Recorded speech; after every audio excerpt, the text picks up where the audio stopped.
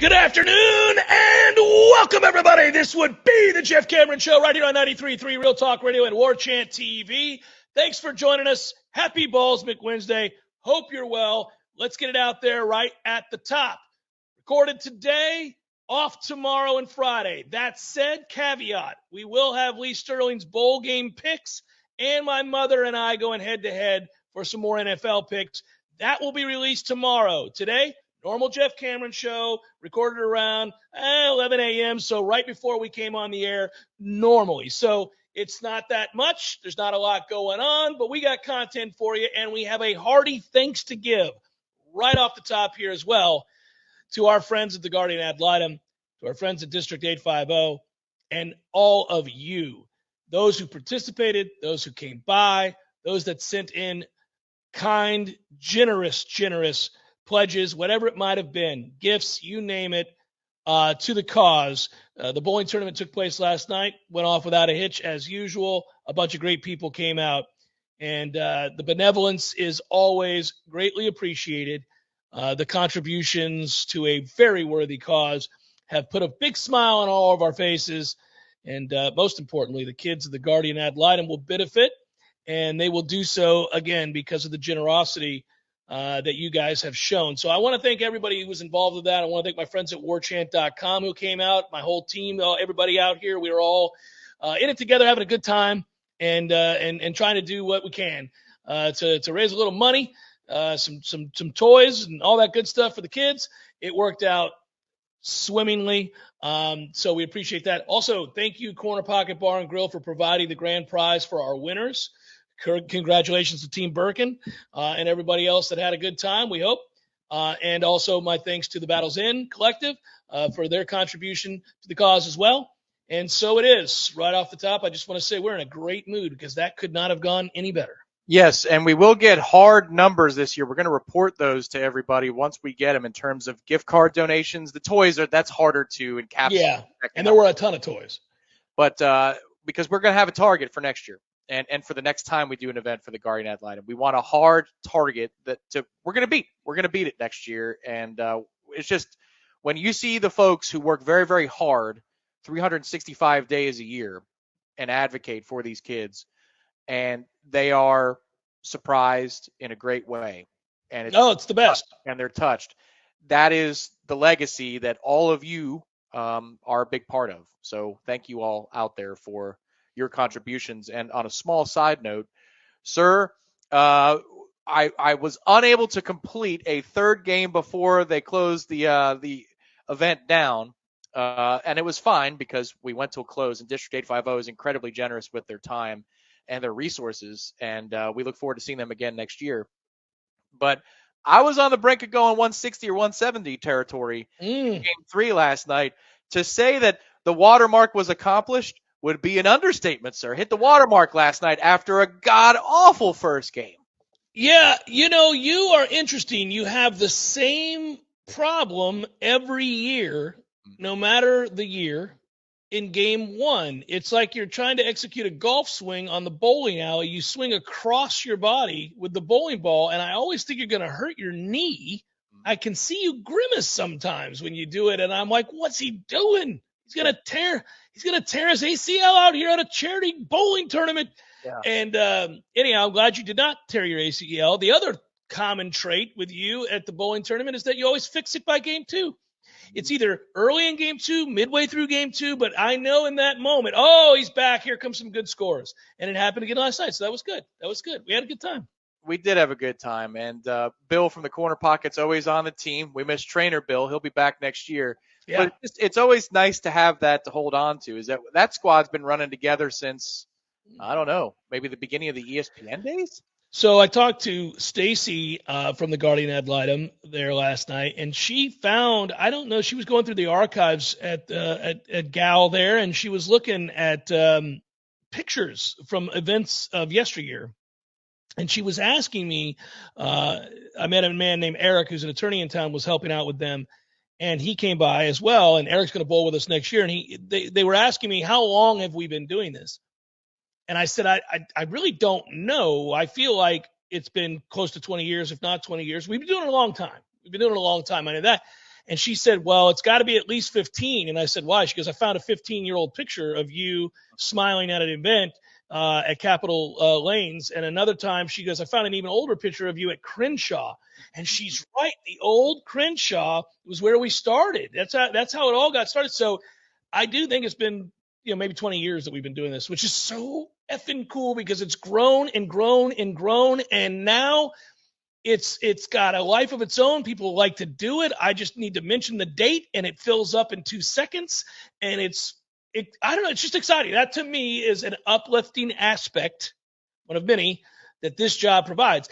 The bottom line is you got a microphone. You can tell everybody, hey, we're doing a charitable event. People do good things for each other. And it's just cool to be able to make mention of it, kind of rally the troops, if you will, because of the platform, and it happens. And you'll see on the screen, gal2.org/donate. You still can. And they're checking those. And so, it goes straight to them if you want to do that. So I asked them about that because there's usually a little sweet spot. And this is, again, behind the curtain stuff. It's just it puts you in the mood for the season. Sure. This is what it's supposed to be about. And I said, I asked rather, is around the 10th, 15th the sweet spot in terms of gathering toys so you could make sure that these, young people have the Christmas that you all want them to have, the holidays that you want them to have. And they said, honestly, it could even be later, closer to the day, because there are times that we have new cases and new children come to our attention right up to the day of the holiday. So the reason I bring that up is if you missed out or you said, oh, maybe I'll help next year, and you have the means, this is the link right here, gal2.org/donate. If you're listening on the podcast or the radio, GAL2.org/donate. You could go to that website. That takes you to the donate page, but you can click around the entire website to see and verify for yourself so that your conscience is satisfied. Yeah. What these folks do. You don't have to take our word for it. You could trust us if you like, but mill around that site. If you didn't get a chance this year, it is a direct PayPal payment into a bank account that they control and that they use for the best of purposes. So if you can make the means happen or make it happen by any means, gal2.org/donate. We appreciate your generosity. And to those of you that already have, it's been noted, and they were smiling when they were talking about the ledger this year. So thank you all so much. Yeah, they were over the moon. It was cool to watch. Like you said, it just touches the heart. Florida State defensively good last night in basketball. We don't spend a lot of time on a lost season these days on the JCS. I'd love to somehow envision a time by which they go on a heck of a roll, and we're talking about the possibility of the tournament train. But it's been such a disaster. They're 3-9 now. And they did get that win. They've now won 2 straight. This was a lopsided, easy 80-63 victory over South Carolina upstate. Matthew Cleveland starting to look more like himself, 16 points, 7 of 14 shooting, 10 boards. He had a double-double, looked good. Darren Green Jr. is a very good scorer. We know he can shoot. He did again last night with 15. Caleb Mills added 13. Naheem McLeod with 12. And Cameron Corrin, who I like a lot, by the way, Tom, we don't talk about him, but we ought to. He played well again, had 10 more points. He's a good player, Corrin is. He's big, strong kid, and he's only going to get better. So I just wish we could have seen this fully realized roster, the guys that they brought in. Baba Miller could have started the year for us. Obviously, you had the kid from Brown who got hurt, who was Gainey, who was going to be a big-time rebounder and shot blocker and defensive presence. They might have ended up being a pretty good basketball team. As it turns out, injuries, the NCAA, a series of really unlucky moments. Cameron Fletcher getting hurt already after he was coming on strong. So, you just feel like you chalk this up to a lost campaign, but they're still fighting. They're still trying hard, and they won a game last night. It's worth mentioning.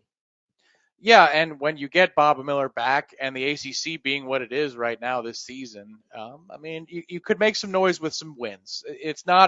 You're not going to the tournament short of winning the conference title, the tournament title, I should say. One magical week in Greensboro. We can all hope for that. It's just that, you wish that you could see this whole group play, but this is a journey where they're getting better. Purdue has been the number 1 team in the country now, ranked twice in a row at the top of the polls, and Florida State was right there, possession for possession with them for longer than anybody expected.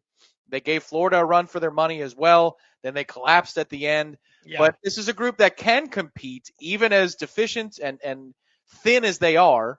and inexperienced as they are in a lot of places, this is a team that can compete with the upper crust. Just don't expect them to win 15, 20 games. But if they can use this time to get better in terms of that inexperience, getting them experience, then you get Bob. Well, you're not going to get Bob Miller. Maybe get Gainey back next Yeah. year for an extra season because of the medical hardship. Maybe you can flip this thing around and have a run at the choo-choo next season. That's what this is about, is now building for the long term for next year. That sucks, but you might pick up a couple of wins where you go, how about them Noles? Yeah. Yeah, no, I don't disagree. They're playing hard. They haven't given up on the season. They're not loafing. None of the stuff that is usually, well, none of the stuff that coincides with seasons getting off to a disastrous start. So that's good. The locker room's not lost. Speaking of which, should be noted, again, we're at that time of year where you're kind of in between, which is why Tom and I will be taking a couple days off. Again, don't worry. We'll have my mom's picks and Lee Sterling's Bowl Bonanza and all that stuff. I'll have that for you tomorrow. But the show itself is pretty much gone tomorrow and Friday. We're back on Monday. But we do want to report any newsworthy items involving Florida State. That roster continues to get better with the additions and transfer portal stuff. I imagine some more stuff will break. We do know this as well. The groundbreaking ceremony for the football-only facility in the football center is going to take place on Saturday. So they are doing that. They are breaking ground. You remember, Tom, we talked about that. For the longest time, we were of the mindset that you needed to divert whatever funds that were being contributed to the collective, to that center or away from that center and to the collective, however you wanted to argue it, which was more important. And we were talking about player acquisition being more important. Well, at the end of the day, things are working out for Florida State. They have a collective that's aggressive, that is signing players, and we're in a good spot financially. And they're going to be able to break ground and start the football-only facility. I imagine that is the last of the major building projects centered around FSU football for a while. Yeah, I'd agree. And the timeline to complete that, as I understand it, is the summer of 2024, so that when we get to fall camp of the 24 season, everything will look as it should. And I got to tell you, I'm excited to see, just as a media member, those meeting rooms that overlook the field, and they drop down the projection screen in those meeting rooms, but it's just a glass. It looks like a lot of modern day NFL stadiums or practice facilities. I don't know if that's where we're going to watch practice. I'm sure that's where post-practice availabilities are going to be. I like it because it just looks badass when you walk into it and you cover something. But that's what I feel, and I'm 36. I'll be 38 at the time that's done, or 37, turning 38. And these 19-year-olds that are just joining us as transfers, these 17-year-olds that are checking out the campus, they're going to think it's badass too. So I like nice, shiny things for the kids. That used to be the only thing we were allowed to talk about pre-NIL. It's still important in the era of the NIL that you stay up to date and competitive. I look forward to seeing what the finished product looks like. But good, it's about damn time they break ground. We've been talking about this thing since, I don't even know, when you were in your 40s probably. Yes, we have been talking about it since I was in my 40s, and we were talking about it back when Jimbo was here, so it's been a minute. I never cared all that much. I, too, like shiny things. I was here when it was the Erector set, and I watched the additions. I remember when they added on within the stadium, basically the film school was added, all that stuff. I watched as they built that. I used to be able to drive through on Pensacola Street and look over at all the things you can't do now, like all that stuff that went straight through. I watched all of that happen. I'm dating myself here, but when you arrive in the early 90s, and now here we are in 2022, I mean, this is what happens. And I have seen a lot, so much so that the campus is virtually unrecognizable at times, and one can get lost. At all the places you used to be able to drive through or walk through, you cannot. So I very, very rarely venture over there with any sort of driving. My son was in art camp this past summer there at FSU, and the second day that I went to pick him up, I thought, I'll just go this way. I used to walk. Oh, I can't go that way. And then I turned around and people were pissed off at me and I was blocking everything. I was like, this is awful. But that said, shiny new things are good for the kids. You're right. And if we're just going to continue to add to the legacy of Florida State and the allure of Florida State football, that's fine with me, so long as we ironed out all the problems we had and the bumpy roads it took to get here. Now things are flat and smooth and going well. It's just one more reason to smile that Florida State is moving towards something good yet again on and off the field. And that's not going to be taken for granted by me or anybody else that has had to cover, watch, care deeply about Florida State football over these last several seasons. I'm just pinching myself on a daily basis and I talked to a great couple last night, a husband and a wife team that came by and said hello and got to chit-chatting. And they said they've been coming to Florida State. They're both graduates. They graduated in the 80s, and they were saying that they have watched it all with Florida State, and we were having that conversation. They seemed so overjoyed that we were back to mattering. And this is more evidence, again, that things continue to project upwards, which is a good thing. Jeff Cameron Show 93.3 Real Talk Radio.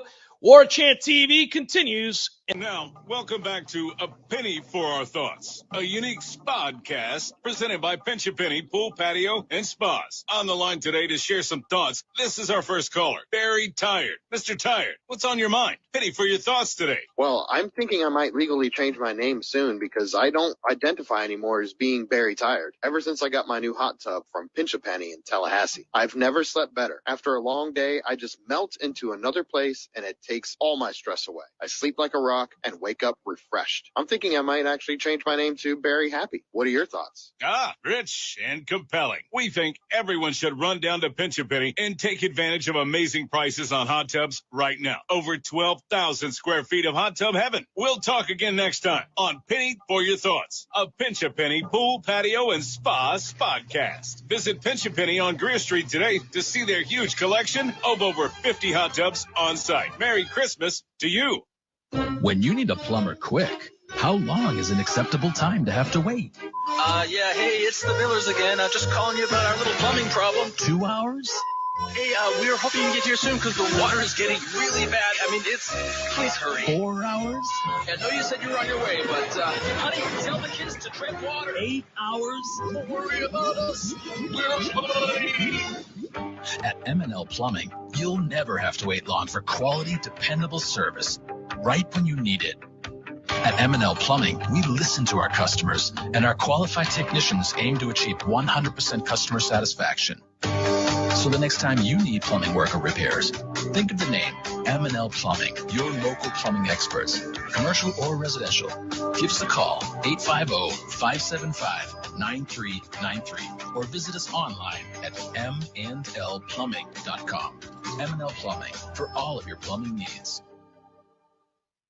Right here in our hometown is a local spot where you can take a break from all your worries. A place where everybody knows his name is Smitty's Tap House and Grill. Smitty's deep appreciation for fine craft beers and tasty bar treats sets the stage as the ideal local neighborhood pub. Want to know more? Just visit Smitty'sTapHouse.com to check out the full menu. Come see us at Smitty's Tap House and Grill on Thomasville Road, just north of Cary Forest Parkway. You'll be glad you came, where everybody knows his name. Hey everybody, Greg Tish here, and 'tis the season for coffee. Whether you'd like to order some for yourself or for your family and friends to give them that perfect holiday gift, head over to grassrootscoffee.com. Look at their amazing coffees that they have. You can choose your blend. You can choose the style of roast. They will roast it up the same day and get it mailed out to you. Also, let me recommend one thing. Limited edition, the Christmas blend. This is the perfect coffee to have while opening gifts Christmas morning. This medium dark roast features hints of nuts and cocoa with a jolly touch of citrus. This is available for a limited time only. Also, that coffee drink in your life, why not get them a subscription to where every single month they will have fresh, local grassroots coffee delivered to them. Visit grassrootscoffee.com and order yours today. Grassroots Coffee, locally owned, locally roasted, locally loved. Grassrootscoffee.com. Make every day a holiday with Grassroots Coffee. We all want more energy, more strength, more results. Well, welcome to Orange Theory Fitness as you take a step towards feeling more alive today. Backed by science, Orange Theory's heart rate monitored workout is scientifically designed to keep heart rates in a target zone, spiking metabolism and increasing energy. Orange Theory Fitness is a one-of-a-kind group personal training workout resulting in more energy, visible toning, and extra calorie burn for up to 36 hours. Experience a more vibrant life today with Orange Theory Fitness. To find out more, go to orangetheoryfitness.com. The Jeff Cameron Show, brought to you by Orange Theory Fitness. 2 Tallahassee locations, Midtown on Thomasville Road and Northside in the Village Common Shopping Center. Online at orangetheoryfitness.com. You know what time it is. Maybe you don't. Maybe you don't. It's kind of random. We move this thing all over the place because we can. And it's fun that way. We keep you guessing. Cue it up, Tom. Let's hear those bubbles. It's time for Tub Talk, brought to you by Pinch a Penny Pools and Spas. Buy yourself the hot tub you've always wanted at the price you've always wanted from Pinch a Penny on Greer Street. Now, it's live to the tub. I should note before I venture down the road to Tub Talk, give you the subject matter by which I will be expressing great wonderment. I would tell you that there are over 50 kinds of hot tubs there at the Pinch a Penny. And you get like a family-size hot tub. I would not opt for that one, but maybe that's your cup of tea. Maybe you want the whole family in the hot tub with you. I, for one, wouldn't. I don't want all my kids in the hot tub with me. Get the hell up out of the tub. I would want a nice little side tub for two, me and the wife, hanging out after work, that kind of a thing. But you do whatever you got to do for you and go by Pinch a Penny and find out how affordable it is. And also, they'll deliver the tub. You don't have to like find a way to load it up or any nonsense like that. They're just bringing it to the hizzy. And it's very affordable. You'll be surprised. It's the time of year to get a hot tub at Pinch a Penny. Hey, speaking of which, if we were in the hot tub, or, metaphorically, if we, in the hot tub, Tom, is where we're residing currently. Mm-hmm. And I would tell you about this story that I read because I think it's awesome. They've recently discovered a 3,200-year-old Egyptian tablet that recorded excuses for why people missed work. Oh, how cool is that? Amongst the excuses were the scorpion bit him. Also, one guy wrote brewing beer. How awesome is that? It's so cool. So now, as I read this story, it was written on a stone. They discovered this stone. Ancient Egyptian employers kept track of employee days off in registers written on tablets. This was written by Madeline Mousdakis of My Modern Met. One such artifact, quote, held by the British Museum and dates back to 1250 BCE, is an incredible window into ancient work life, okay? Called Astraka. These tablets were made of flakes of limestone that were used as notepads for private letters, laundry lists, they've discovered, records of purchases, copies of literary works as well, discovered along with thousands of others in the tomb builders village of Deir el Medina. This one had, you can find it at the British Museum if you're going anytime soon, a 3,200-year-old common excuses for absence list. And also one was guy blamed his wife, said that she was under the weather and he needed to stay with her. I don't know how in ancient Egypt that would have flown. Probably not. A lot of those workers were slaves. That's a tough go, trying to tell people I can't do it today. The wife's under the weather. But also a fortifying drink in Egypt was associated with days off. So this guy was talking about it. It was his day to brew beer.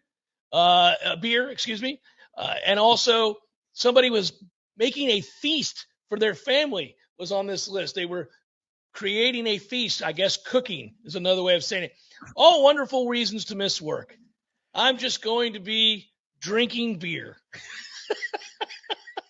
That's my excuse. So this is interesting because if you look at the way that we present different eras of the past, there is like a civilized presentation, which usually starts with post-medieval England, England or the West, whatever. And then there's like this very just beyond grunting noises time where even though, well, that's the way it's presented in modern culture. Right, yeah. Even though we understand that non-Western culture had some of the most civilized people that we've known in our past, it's just not, we don't see it that way. And I'm getting into the tub right here. All right, come on in. So, for example, ledgers. Like, when's the only time you see a ledger in a movie about the past? It's like 1700 England. It's Scrooge and it's whatever the guy's name, Tiny Tim's dad, Bob Cratchit. They're keeping a ledger, and there it is. They keep the numbers. And maybe Shylock in the way of the Merchant of Venice. All right, that guy keeps a ledger, the pound of flesh. By the way, I played him in school in a play. Did you really? Yeah. Excellent movie, by the way. The adaptation with Jeremy Irons and Al Pacino and the younger Ralph Fiennes' brother, his younger brother. Very good movie. but not ancient Egypt. Like if you're showing a mart in ancient Egypt, Right. you know, it's like two dudes exchanging barter, and then they do like one of these numbers where they touch their forearm, you know, and they're like sold, Yeah. well said. Yeah. So that we now know that there are these actual ledgers Yeah. keeping documents and point of sale transactions and all that kind of stuff. 3,200 plus year old ledger that they discovered with things like beer. My wife's under the weather. It was my day to create a feast.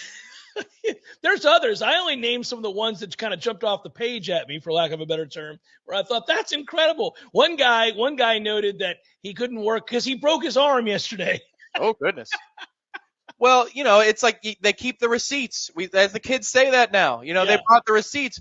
The Egyptians 3,200 years ago brought the receipts. That's pretty cool. Way to go, Egypt. Nicely done. If you want to go down a silly road and have fun with this, it's a rabbit hole that I do often because I love history. You can search the Googles, kids, and find ancient diaries. They exist. You can find ancient diaries. You can people have put them on the internet, transcribed them, photocopied them, done things. You can find the most banal, like just everyday life from 1,000 years ago. It's just nuts of somebody walking from one mud-filled village going to another one and encountering all kinds of problems like getting stuck in said mud and then writing it down in their diary. Like, today was a dreary day. We got stuck in the mud.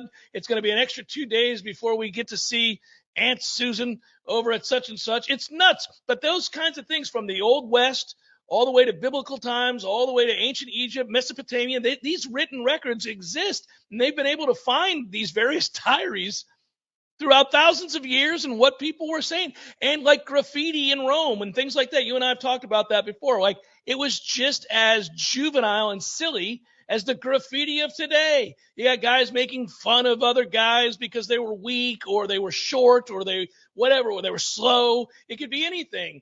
There's, obviously sexual innuendo written on the sides of the bathhouses and all these things. Like, I'm just picturing some kid or 18-year-old guy 2,000 years ago chuckling as he's writing in chalk or a stone on the side of a wall. Well, and it might have been like a 9-year-old, because a 9-year-old would be an 18-year-old in those days because the life expectancy was so short. I was going to say they lived half their life at the point that they were 9. And also in those days, if you called somebody short, how short were they?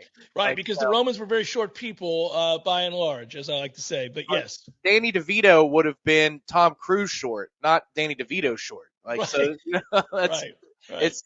It's I love that part of, we always think that we're on the cutting edge, even though we have the internet and we have all of these capabilities that nobody has had. And you talk about, a fifth grader now learns more in a week than, most people did in their lives 100 years ago. Like, I get that. There is advancement in that. But when it comes down to basic human to human contact or basic business practices or basic customs, like, we didn't invent any of this stuff. No. We're not at the cutting edge of anything. These people had receipts. These people had to sign and probably give gratuity if they went to a restaurant, just like we do right now. I mean, like, we think we invented and we're at the peak of civilization. No, man. Before the Dark Ages, I'll bet there was extra stuff that we still don't know about that might be more advanced than we do. Well, they discover stuff like that all the time. That is the part that is pretty interesting, is they'll find ancient civilizations that had developed a technology that we utilize in today's world, 300 years before we thought it ever had a chance to exist. And they'll see that. They're forever discovering and changing history's timelines because of it.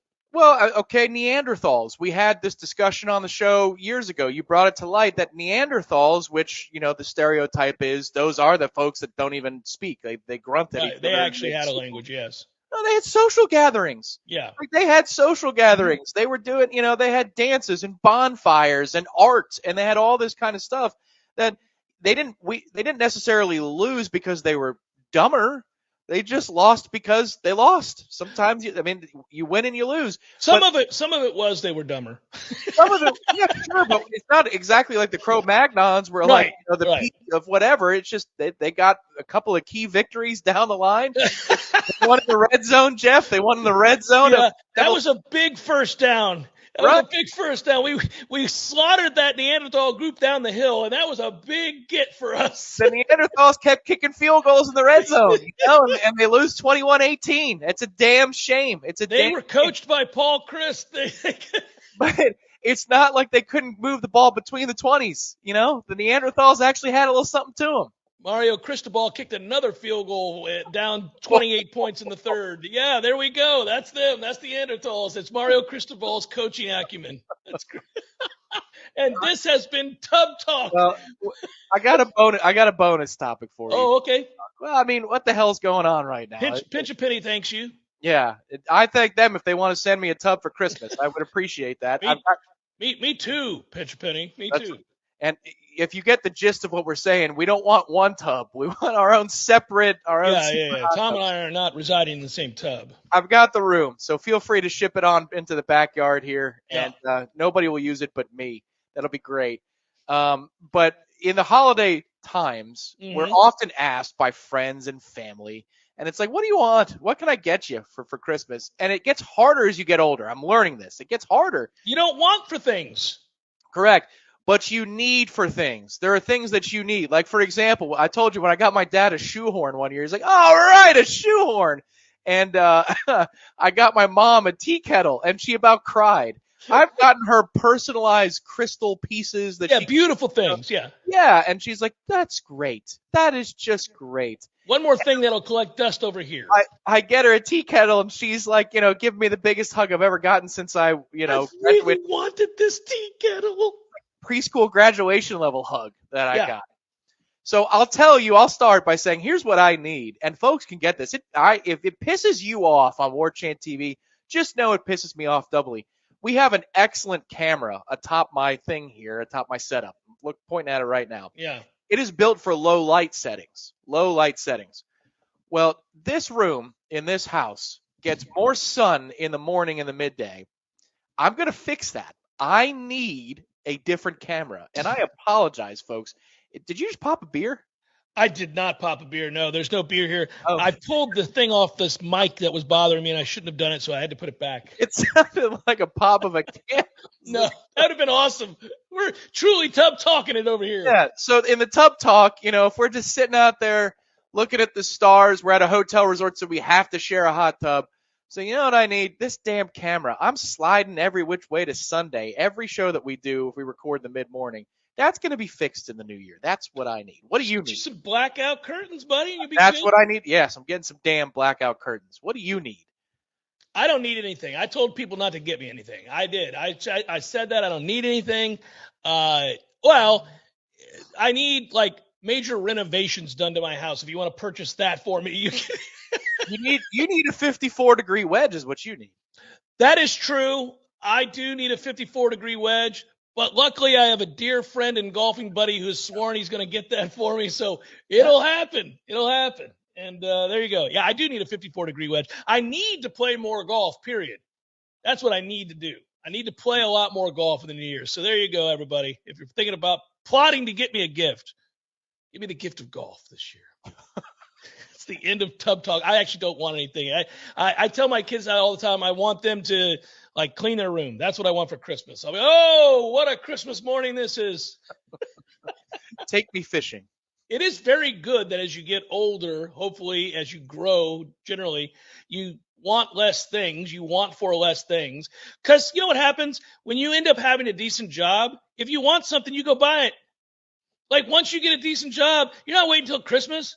It could be March the 2nd. I'm going to ride the hell over and buy my new TV. That's what I'm going to do because I want one. That's why. I'm a grown-ass man. I'm going to go get that TV today. You don't wait around for Christmas. Christmas is for kids because they don't have any money. They're not working. They got to wait. You know what the best part of Christmas is when you meet up with your friends, wherever it is. It could be a happy hour. It could be a dinner, a proper dinner because you're catching up for the first time in a while. And you just take care of the tab. That's the best. It's like, hey, Merry Christmas, or Happy Holidays, whatever. And it's like, here you go. This round's on me, guys. Like, oh, you shouldn't. That's the best, when you could just do things with people and treat them. When you're young, you can never envision a time where you and your friends would fight to see who pays a sizable bill. Like, if you're at dinner for hours, that bill is sizable. Yeah. At least if you're with my friends. And so the next thing I know, it's like, you've got 6 dudes going, no, I've got it. I've got the damn bill. There was, in your early 20s, there was never going to be a day where the 6 of you were going to fight to pay a $400 tab. No, and it escalates, because when you turn 21 or 22 and you have a chance to buy your family a drink, like, let me get you around. They're like, holy cow. It's like a rite of passage. You could buy your dad a beer at the bar, something like that. You college kids out there, you go through that as you get older, and it's a really good moment. But then there's a lull for about 10 or 15 years where you can't exactly treat them to a fine steak dinner, because you're still too poor to make that happen. Yeah. But as you climb that ladder, you're right. And then the loser of the arm wrestling match, so to speak, always says, well, screw you, I'm throwing the tip down. Don't be an a-hole. And they pull out the wad of cash, and you over-tip, so the server's thrilled because you're overpaying. And it's great. It's a great experience for all. But that's what, if you come in second place, you better throw down some cash for the tip. And no questions asked about that. Got to. And by the way, I think it's funny. You just identified that one sweet spot where you're old enough to buy your family members a beer or a drink of their choice, whatever it might be, but poor enough not to offer to pay for the dinner. That's hilarious. That's that window known amongst most of us as, no, you can have a Rolling Rock. But that's all we got. Oh, it's Pinch a Penny. It is Tub Talk. Thanks, Jeff Cameron Show, 93.3 Real Talk Radio, Warchant TV. This is meteorologist Paul Trombley with your Real Talk 93.3 weather update. Slight chance for scattered rain showers this afternoon. Otherwise, cloudy skies with a few peaks of sun. Daytime highs approaching 72. East winds around 5 miles per hour. Partly cloudy skies tonight. Lows level off around 56. Sunshine mixed with clouds at times again tomorrow. High temperatures reach up to 72. This report is brought to you by the Lawn Johns. For all your landscaping and lawn care needs, visit thelawnjohns.com. Right now, 69. This is Dr. James Ryan Finn. And Dr. Shannon Lord. We are the dynamic duo at Finn Chiropractic, where we seek to get to the cause of your problem. Whether you have neck pain, back pain, headaches, or any joint stiffness, we've developed a phenomenal health exam with some high-tech ways to get to the cause. Our phenomenal health exam will give the answers you need. Get in for the phenomenal health evaluation. Visit our website at finnchiro.com, FENNCHIRO.com. Because your chiropractor loves you, there's nothing you can do about it. Jeff, look at this beautiful day, man. Yeah, it's getting a little chilly. I like it. I'm a colder weather guy, but I worry about it for you because you can't wear the Speedo in the cold. I mean, you know what I'm saying? You don't want to wear a Speedo in the cold. Jeff, it's always Speedo weather, man. We can always do this. Besides, my pool, it's heated. Which means you're insufferable in a Speedo year-round? Cannonball! Still gross. Gordo's, bringing the flavor and flair of Cuban food to Tallahassee since 1996. Hey, Matt. Yes, Greg? Do you know all the different ways that you can listen to Real Talk 93.3? There are several. So we've got realtalk93.com. You can go back and listen to all of our shows in the podcast section. That's right. You can also listen on our app as well. Search Real Talk 93.3 and look for the red microphone and download our app. Never go anywhere without us. And, of course, you can always listen right on the radio. Well, they are listening. Are they? If they're hearing this commercial, then they're listening. That's true. I hadn't thought about that. The Greg Tish Show, Monday through Friday, 6 to 9 a.m., only on Real Talk 93.3. The Jeff Cameron Show, brought to you by Orange Theory Fitness, 2 Tallahassee locations, Midtown on Thomasville Road, and Northside in the Village Common Shopping Center. Online at orangetheoryfitness.com. During the break, Tom and I figured out the Bucs' next move, and that is, let's say Brady moves on or retires at the end of this year. You can start Trask, who does not appear to be the future, given that he often doesn't dress for games on Sunday. If you were moving towards Kyle Trask to be your quarterback, you'd think you'd get him in a game or two here and there, especially when you're down 35-0. You might put him out there, but they haven't. They haven't played him. And so you got to start him next year, Tom, because what you want, and you and I both know this, you want to draft Caleb Williams. That's what you want to do. So just start Trask, win 1 or 2 games, finish with the worst record next year, and go get you the franchise starring quarterback the following year. That's it. That's the pick. No problem. And if you for some reason you don't get Caleb, you just take JT 13, and here we go, buddy. We're rolling on Big River. Stop it. On that note, San Francisco 49ers linebacker Drew Greenlaw said he had a, quote, fangirl moment when he intercepted Tom Brady over the weekend, and then he decided to see if Tom would sign the football after the game.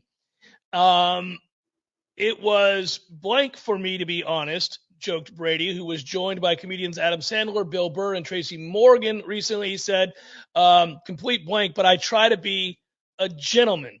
So he's talking about, that's the Let's Go podcast that he does. And actually, it's a pretty good podcast if you have Adam Sandler, Bill Burr, and Tracy Morgan with you this particular time. That's better than Jim Gray, who he's usually with. So just have Bill Burr and him. That's all you need. But that said, he's talking about, it sucked for me. I had to sign that ball after the game, but I'm trying to be a gentleman. And it reminded me of a story I've told on the air many times, and it warmed my heart when it happened many, many, many moons ago, and it still makes me smile today, because these are the moments that reveal that guys are like kids still. They're just playing a kid's game. And my good buddy, who's in this picture behind me, see, there's William Floyd, and there's Tommy Carter, and that's me at William's wedding. Anyhow, a little humble brag. But Tommy there, that guy, played in the NFL for, I think, 9 years, 10 years. His first interception was off of Dan Marino. And he did it on Monday Night Football. And I was watching with my parents, and we leapt from the couch and hugged and celebrated that Tommy Carter, my former quarterback and good friend, had an interception, and he had picked off Dan Marino. And he tells the story that after the game, he walked over to the Dolphins locker room. He didn't know that you weren't supposed to do that, but he left his locker room, walked over to their locker room, and asked if he could speak with Dan Marino. And they looked at him like he was crazy, and then said, well, I guess. They were kind of worried that there was going to be a fight. And then he just, like a little kid, sheepishly walked over to Dan Marino and said, Mr. Marino, would you be nice enough to sign this? I'm the one who intercepted it. And then Dan Marino said, sure, what's your name? How funny is that? It's funny because I would assume that Dan Marino is not the welcoming type, so I'm a little surprised by that story every time you tell it. Yeah, but it's cool that he did it, right? Like, I mean, there is a little kid in all of us watching football, and even the ones playing it at the highest level. And it just happened again. So there's that guy. He's sitting there like, I just picked off Tom Brady. And Greenlaw is just like anybody else. Like, Dre Greenlaw is thinking to himself, they can never take this away from me. I could be out of the league in a year. I picked off Tom Brady. Really cool. Cool moment. Well, if he throws the ball like he did in the second half against San Francisco, there's going to be a lot of dudes. There's going to be a line of people. Yeah, there's just going to be like 10 guys in the next 2 weeks. Mr. Brady, could you sign? This is my second interception. This was the one in the second quarter. He's walking in. He's like this. He's got 4 footballs. Yeah.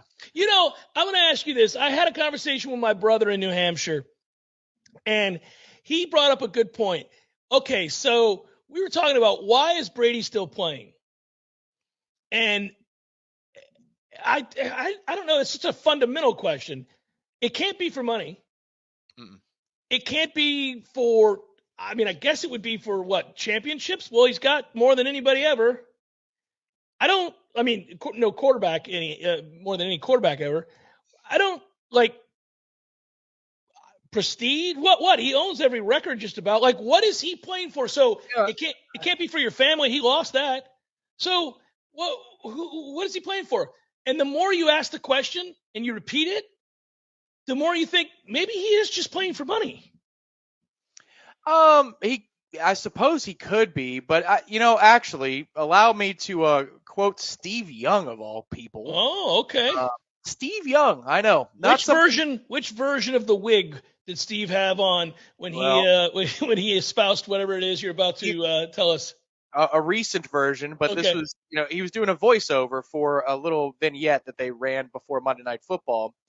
and I don't usually watch pregame shows. I just had it on. Yeah, it's on in the background, sure. On the background. But they ran a piece, and he said that basically if you are, like Brady is, a star quarterback at the NFL level, you died twice. It is a death to leave the game because there is nothing so all-consuming in your life as being a quarterback at this level. What it takes to – like there's a great piece actually. If it wasn't this week, it was the week prior, and it was on Andrew Luck years later. Yeah. Looking at his retirement and documenting what happened to him during his career. And Andrew talked about how he was so immersed in the character of being a quarterback. This is a longer story, so I'll try and make it short. He joins the Colts organization. Yeah, number one pick, whole thing, yep. Peyton Manning ran that organization from the top down, like Peyton Manning did. Not the general manager, not the head coach. Peyton ran the thing the top down. So when he got there, everybody was saying, you've got to fill that void, and you basically have to run everything. And it wasn't in his nature. He liked to be a player's guy. He wanted to be one of the guys. So he had to step outside of himself, go to this place to the point that where he would have dinners with his offensive linemen, he'd order for them. He'd say, you're having this. You are eating this. Wow. That is how crazy he had to become. And he had to do it for his fiance. Like his fiance was being dictated to, and she's her own person and a strong figure. So they almost got divorced. He decided this is getting too much. I'm also getting banged up. I'm quitting. So those are all the factors. Right. He wanted to step out of the character and be the man that he is. Correct. And the writer that he's talking to, he tried to order for him earlier on. The writer's like, why the hell would I take? No, I'm ordering what the hell I want. He goes, You're getting this. You're getting this. Like, no, I'm not. So like Andrew had to learn how to step outside of this all-consuming deal, and he wanted to because he hated himself when he was that level of an a-hole and a quarterback and an alpha. Anyway, that sheds some light into the way that they are expected to operate now.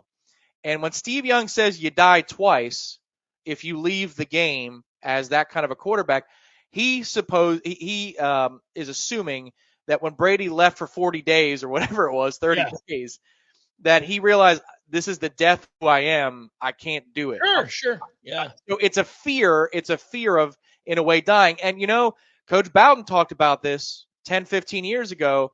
If you're a lifer in the coaching industry, if you leave the game, you're basically just waiting to die.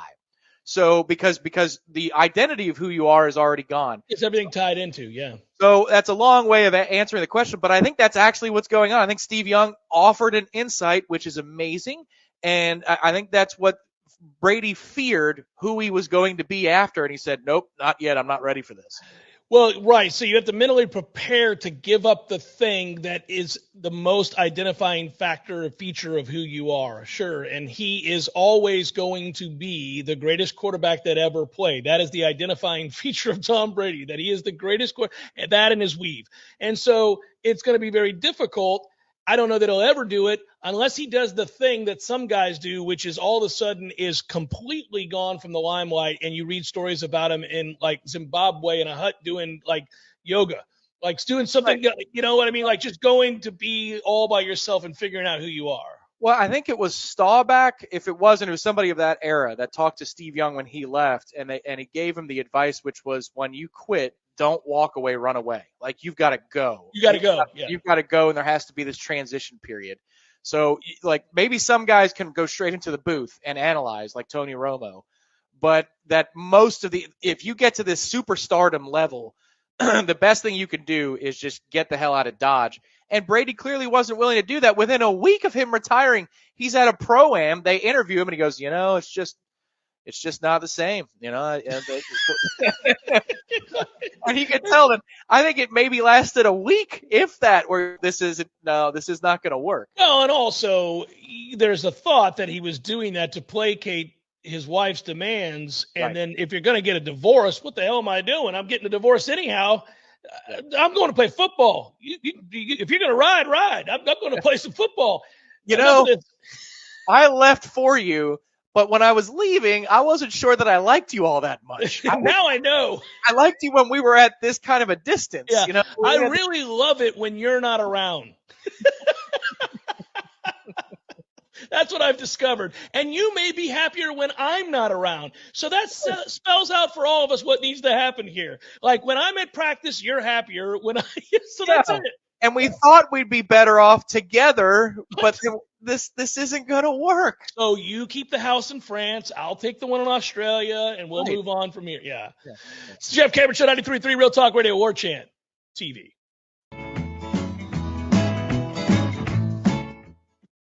When you need a plumber quick, how long is an acceptable time to have to wait? Yeah, hey, it's the Millers again. Just calling you about our little plumbing problem. 2 hours? Hey, we're hoping you can get here soon because the water is getting really bad. I mean, please hurry. 4 hours? I know you said you were on your way, but, honey, tell the kids to drink water. 8 hours? Don't worry about us. We're fine. At M&L Plumbing, you'll never have to wait long for quality, dependable service right when you need it. At M&L Plumbing, we listen to our customers, and our qualified technicians aim to achieve 100% customer satisfaction. So the next time you need plumbing work or repairs, think of the name M&L Plumbing, your local plumbing experts, commercial or residential. Give us a call, 850-575-9393, or visit us online at mandlplumbing.com. M&L Plumbing, for all of your plumbing needs.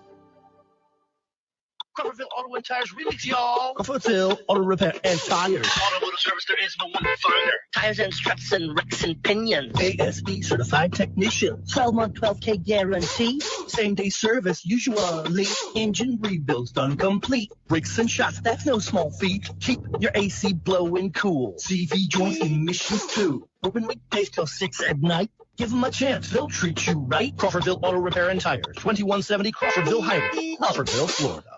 Hi, this is Jamie McClenny from Trek Financial in Tallahassee.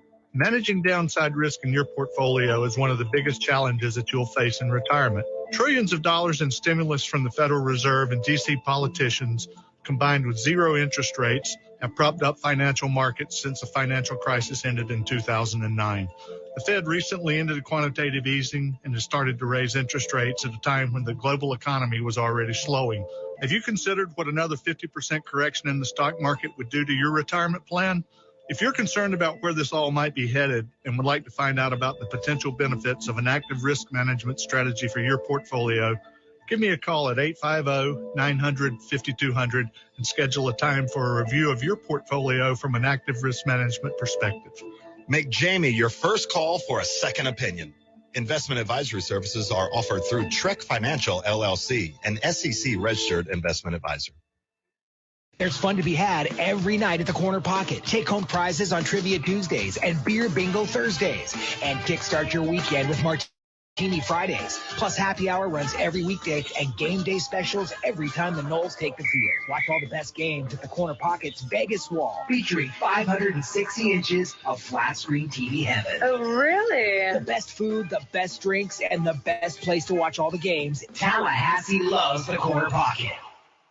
Coming up next, more of the Jeff Cameron Show. Live and local on Real Talk 93.3. WVFT, Greta, Tallahassee.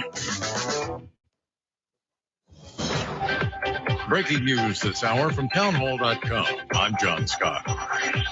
All eyes on the Federal Reserve this week. Fed policymakers holding their final meeting of the year. They're expected to hike the central bank's main lending rate by another half point.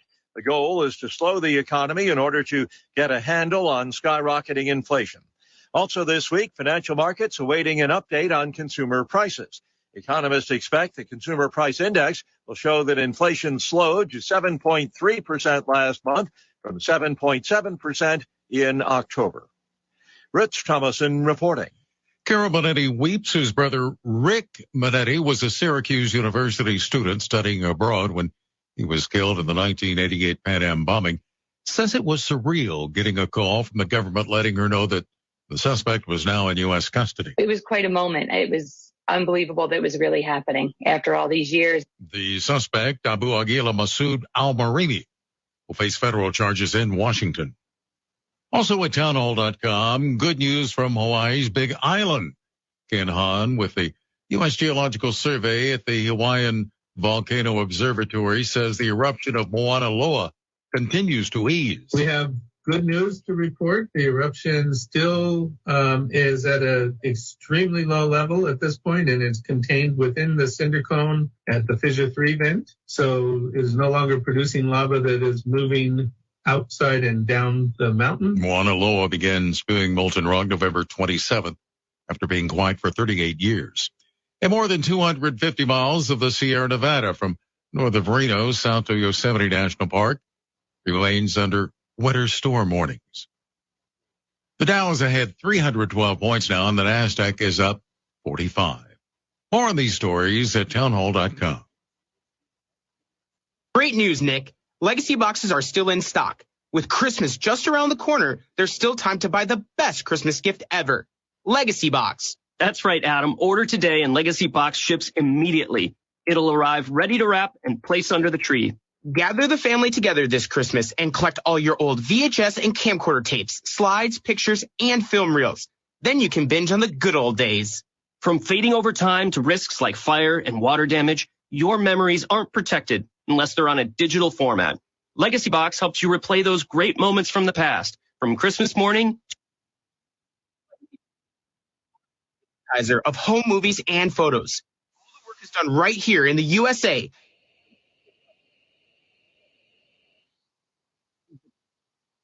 Visit legacybox.com/lbox for exclusive holiday savings. That's legacybox.com/lbox for last-minute shopping. legacybox.com/lbox. We understand how important it is to have transportation you can rely on. So no matter what the road ahead brings, we'll be there, offering you and your family the support that's made Farm Bureau Insurance a trusted name for over 70 years. You deserve more. You deserve a promise. I'm Andy Cohen with Florida Farm Bureau Insurance.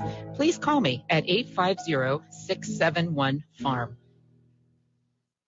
We all want more energy, more strength, more results. Well, welcome to Orange Theory Fitness as you take a step towards feeling more alive today. Backed by science, Orange Theory's heart rate monitored workout is scientifically designed to keep heart rates in a target zone, spiking metabolism and increasing energy. Orange Theory Fitness is a one-of-a-kind group personal training workout resulting in more energy, visible toning, and extra calorie burn for up to 36 hours. Experience a more vibrant life today with Orange Theory Fitness. To find out more, go to orangetheoryfitness.com.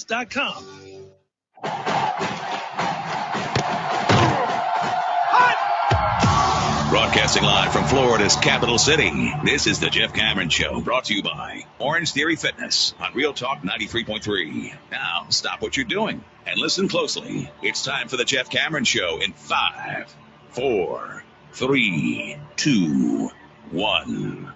Hour number 2, Jeff Cameron Show, 93.3 Real Talk Radio and Warchant TV on a Balls McWednesday, if you will. It's actually kind of a Libations Friday for us. I've reminded you throughout the show today in the first hour. I'll do it again here this hour. Taking a couple days off. I'm going to be off tomorrow. I'm going to be off on Friday as well. But, hey, we're here right now. And coming up, we'll do in a little bit a little solving for the future from our friends at ISF. Talk about Florida State's continued efforts to solve for the future. I would guess that in the next, 48 hours or so, you're going to see more solving for the future from Florida State, as I do think more names committing to Florida State or transferring to Florida State or staying here at Florida State, when we talk about roster retention, is going to be the norm. It's just going to be the norm. And it's cool. We had a lot of questions in the last, 3 days, even dating back some to late last week, about what happened. And we had a question yesterday on Seminole Headlines that I attempted to answer with this, about how suddenly Florida State went from being in a decent position, maybe a somewhat tenuous position financially, to be able to build your roster, reshape your roster, retain players on your roster from a collective standpoint, from an NIL standpoint, to being in a place of strength. And I didn't want to get too into the details about that. I know a lot of those details. I know what's what now with the Battles Inn doing really good work. And all that matters is that it is a aggressive collective that cares deeply about Florida State's success. And the evidence is all you really need to know. And frankly, it could not have happened at a better time, because you're talking about the the proof on the field showing that Mike can coach and that Mike has flipped the culture and that the staff has done a great job in developing players and preparing players to have success, and then their buy-in and all that hard work that we've documented paid off in the form of a 9-3 season. But at the end of a season like that, you have to take the next step. And you have to be able to ensure that you're going to continue to grow. So the emergence of that group and their successes and their efforts could not have come at a better time, because now you're going to see on the back end of this is all kind of the continuation of a really big turnaround for Florida State. More and more people who had not been considering, players and families and all of that, coaches throughout high schools, throughout all over the Southeast, who maybe hadn't really thought that Florida State had turned the corner or was still unsure. Now you're seeing that there's overwhelming evidence. So it's just going to get easier and easier for kids to say, yeah, that's an option. Not only is it an option, it's my best option. And you saw that with the tight end that Florida State brought in, and we talked about yesterday. There's more of that to come, guys. So just continue to check at warchant.com and follow the On3 Twitter feed and all that other stuff. Those names will continue to happen. I am now more intrigued. When we talk about this, I think collectively as Florida State fans, every time we get together, more and more, I'm just more intrigued every day about how soon we'll know something with Jared Verse. And I'll bring this up, Tom, and maybe it doesn't happen. I mean, he's clearly playing out the process as one would if you are potentially a first-round draft pick. I don't know that he would be, but he's potentially, certainly. He's the only player on the team that you would say that about. There's no other Florida State player that you think is going to go anywhere near the first round, frankly, right now. Doesn't it seem to you, I'm kind of inferential learning here, just taking a look at, the evidence that we have on display here. Doesn't it seem to you that if you tell people you're going to play in the freaking Cheez-It Bowl, that you must be coming back? I mean, why would you consider ever to play in the Cheez-It Bowl if you were going to declare? Well, there's only, a couple of reasons that you play in the Cheez-It Bowl. One, you believe there's more work to be done in order to fortify your film. But that gets kind of shot down when Oklahoma's 2 starting tackles are out of the game. Correct. And then the other would be that you're seriously considering coming back. I suppose the third option is genuine and awesome in nature, which is I want another chance to play with my guys. I want a chance to play with this group. And, that sentiment was all over the practice fields. I didn't go to the second round of practices this past weekend, but that first round I did. And you could sense that the guys didn't want to leave. Like it's that class. I don't know if it was for you in middle school or high school or whatever, but I had a couple of experiences, where it's senioritis, but you don't want to leave because it's going to change forever. And you could feel that going on with this group. There are some teams, and we've covered such teams, where guys come here to do what they're going to do, and then they're gone. And they've made a couple of friendships along the way, and that's great. Whoop-de-doo. This group had something different to them, and that's where, at least from a fan's perspective, in 2 weeks we're going to be down there doing a show in Orlando. On Wednesday, more details to come. And then on Thursday is obviously the day of the game. We'll have coverage for you here on Warchant TV, and that'll be all great and fun. But the thing I'd say is that, look, embrace this group for as long as you possibly can, which is the one more game against Oklahoma, because the dynamics of this team have to change year over year. The players are doing it themselves. Why is Jamie Robinson playing in this game? Like, what more could he do for his draft stock against Oklahoma in the Cheez-It Bowl than he's already done in the last couple of years? I would think he's going to go. But why would you play another game? And why would Jared Verse do the same if the 2 starting tackles are out? I think it might actually be evidence that they just love the hell out of each other, and they don't want it to be over. And so they're going to try one more go at it together. I like that, Tom. I can't imagine that if you are a potential agent for one of those players or somebody who just has their well-being in mind and understanding that the team dynamic is such that it is a brotherhood. And I've been a part of locker rooms. I still miss my high school locker room. I still miss a lot of those individuals. I had a trip down memory lane the other day driving down Thomasville Road out of nowhere to give you an example, the strong pull of the brotherhood of a locker room, right? I was driving down the road mind wandering, thinking about people, times, places, things, events. And I thought about a particular player that I played with that I haven't thought about in years, and a funny day at practice, and a eruption of laughter in that locker room between guys that had really sacrificed on a terrible team the year before, and now we're playing for a really good team that next year. And we didn't want to leave that. I agree with you. It's like I knew as we were getting towards the end of that year that a very special time was passing. And here I am thinking about it all these years later. So you're right. But I do know there's a world of difference between that and also having an opportunity to go make a very lucrative living playing this game, no matter the love you have and the passion you have to play football with that current group. If that is going to be your chosen career, then you have to make decisions that are best suited for you to get the most out of that opportunity financially and otherwise. And playing in the Cheez-It Bowl ain't it. And I know that somebody would say, well, listen, what happened to loyalty and all that? Yeah, listen, it's not about that. It really isn't.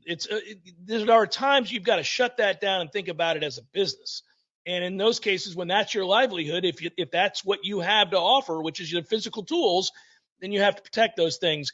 So I don't know, man. I feel like those are indicators they're coming back. Maybe even Jamie Robinson. It's hard for me to imagine that you would play in an exhibition game against a 6-6 team that doesn't have their full allotment of players. It's just surprising to me. If it's real, it's great.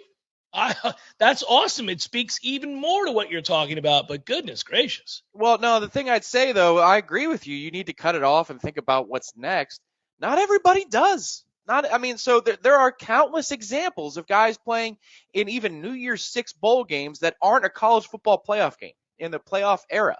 Yeah. And, they get hurt or they don't. Jake Butt is an example from Michigan. Jalen Smith, again, Notre Dame. He set his career back and his professional, aspirations back to play in a Fiesta Bowl. What does it matter if it's the Fiesta Bowl or the Cheez-It Bowl? It's not. Neither are a playoff game. Shouldn't matter in terms of.